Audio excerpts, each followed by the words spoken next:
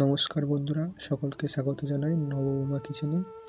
আজ মারা বানাচ্ছে তেল পিঠা। তেল পিঠা বানানোর জন্য 500 গ্রাম সুজি নিয়ে সেটা জলে ভালো করে ভিজিয়ে রাখবে কিছুক্ষণ সময় ধরে, মোটামুটি আধ ঘন্টা মতন জলে ভিজিয়ে রাখবে। কারণ ভিজিয়ে রাখলে এটা নরম হবে, তবে পিঠাটা পারফেক্ট হবে। আর কি লাগছে: 500 ময়দা, 500 সুজি, আর লাগবে 500 চিনি।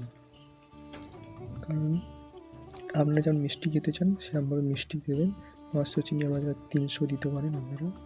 তো এখানে চিনি আর সুজিটা ভালো করে ভিজিয়ে রাখছে কিছুক্ষণ সময় ধরে, মোটামুটি আধ ঘন্টা ভিজিয়ে রাখা হবে। দেখুন একটু গুলে আধ ঘন্টা মতন ভিজিয়ে রাখা হচ্ছে।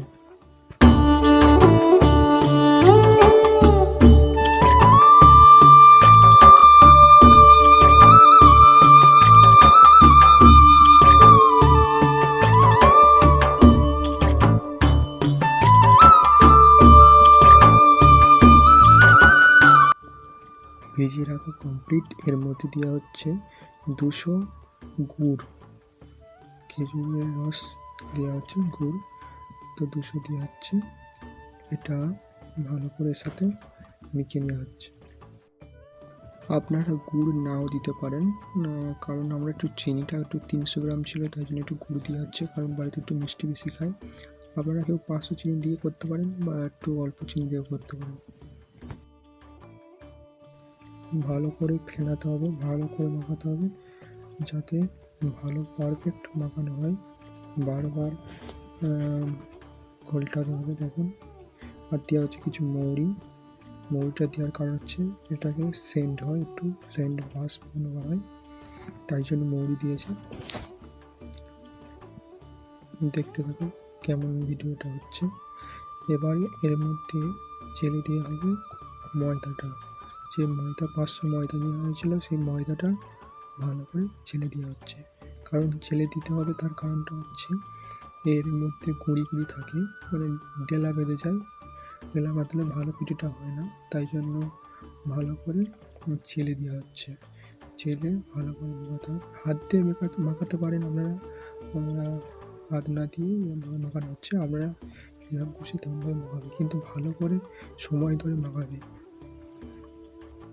লবণ দেওয়া হচ্ছে পরিমাণ মতো, যে যেরকম পরিমাণ লবণ দেবেন সেরকমভাবে লবণ দেবেন। দিয়ে আমাদের মানে সব কিছু উপকরণ দেওয়া হয়ে গিয়েছে। এবার শুধু ভালোভাবে ফাটিয়ে নিতে হবে, নিয়ে ভালো করে একটা ডো বানাতে হবে। দেখুন কেমনভাবে বানাচ্ছে, একটু হালকা জল দিয়ে, খুব মোটা মানে গোলা হবে না, একটু পাতলা টাইপের হবে। তো কেমন পাতলা হচ্ছে তেমন ভিডিওতে দেখানো আছে, দেখে নিন। আপনারা যদি অল্প বানাতে চান তো এই একই মাপ নিলে খুব ভালো হয়। যেরকম 200 ময়দা, 200 সুজি, চিনিটা একটু কম দিতে পারেন, বা একটু ময়দার ভাগটা বেশিও দিতে পারেন, কোনো প্রবলেম নেই। কিন্তু ভালো করে সময় ধরে ফাটাতে হবে, ফেটি মানে গোলাটা একটু একদম খুব পাতলা গোলা হবে, খুব পাতলা গোলা আর কি, এরকম গোলাটা হবে। দেখুন কেমন গোলাটা আছে, এরকমভাবেই গোলাটা হবে।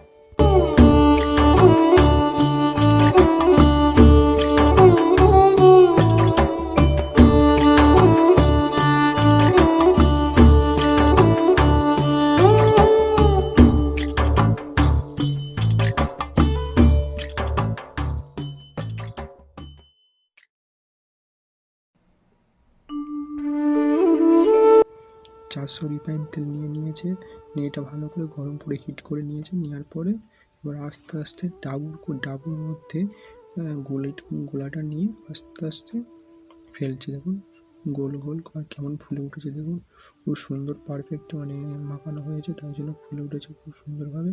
এরকম প্রত্যেকটা ওরকম ফুলে উঠবে, আর খুব নরম পিঠেটা হবে, তুলে নরম। আর সামনে পুষ্পাবন রয়েছে, আপনারা বানিয়ে খান, খুব ভালো লাগবে। দেখুন পুরো ভিডিওটা কন্টিনিউ দেখুন, পুরো ভিডিওটা দেখুন।